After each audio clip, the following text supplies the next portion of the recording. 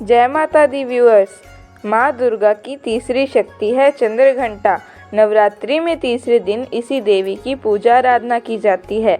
देवी का यह स्वरूप परम शांतिदायक और कल्याणकारी है। इसीलिए कहा जाता है कि हमें निरंतर उनके पवित्र विग्रह को ध्यान में रखकर साधना करनी चाहिए।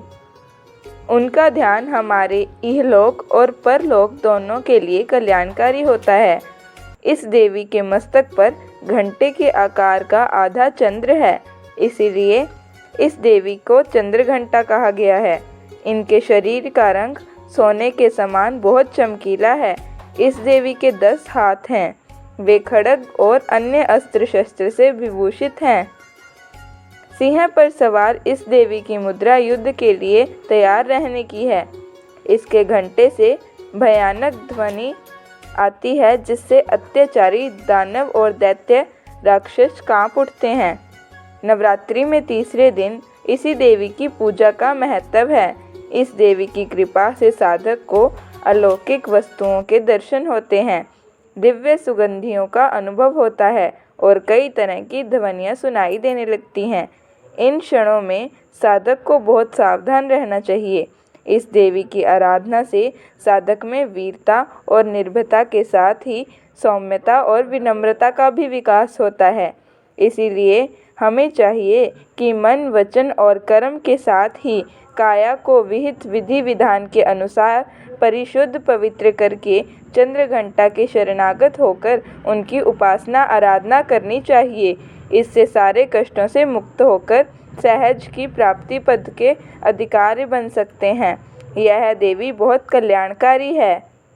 हिंदू शास्त्र के अनुसार जब देवताओं और असुरों के बीच लंबे समय तक युद्ध चल रहा था, तब असुरों का स्वामी महिषासुर देवताओं पर विजय प्राप्त कर इंद्र का सिंहासन छीन लिया और खुद स्वर्ग का स्वामी बन बैठा। इसे देखकर सभी देवतागण काफ़ी दुखी हुए।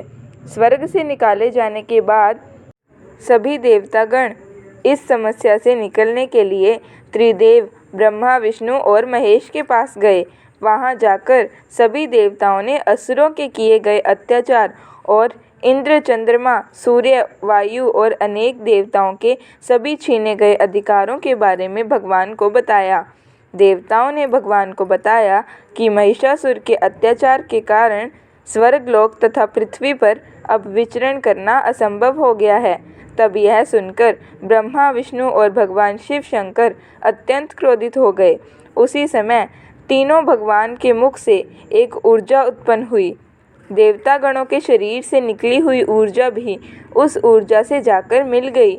यह ऊर्जा 10 दिशाओं में विखापत हो गई। तभी वहाँ एक कन्या उत्पन्न हुई। तब शंकर भगवान ने देवी को अपना त्रिशूल भेंट किया। भगवान विष्णु ने उनको चक्र प्रदान किया। इसी तरह सभी देवता ने माता को अस्त्र शस्त्र देकर सजा दिया। इंद्र ने भी अपना वज्र एवं ऐरावत हाथी माता को भेंट किया। सूर्य ने अपना तेज, तलवार और सवारी के लिए शेर प्रदान किया। तब देवी सभी शस्त्रों को लेकर महिषासुर से युद्ध करने के लिए युद्ध भूमि में आ गई। उनका यह विशाल रूप देखकर महिषासुर भय से कांप उठा। तब महिषासुर ने अपनी सेना को माँ चंद्रघंटा पर हमला करने को कहा। तब देवी ने अपने अस्त्र शस्त्र से असुरों की सेनाओं को पल भर में नष्ट कर दिया। इस तरह से माँ चंद्रघंटा ने असुरों का वध करके देवताओं की अभ्यदान देते हुए अंतर्ध्यान हो गई।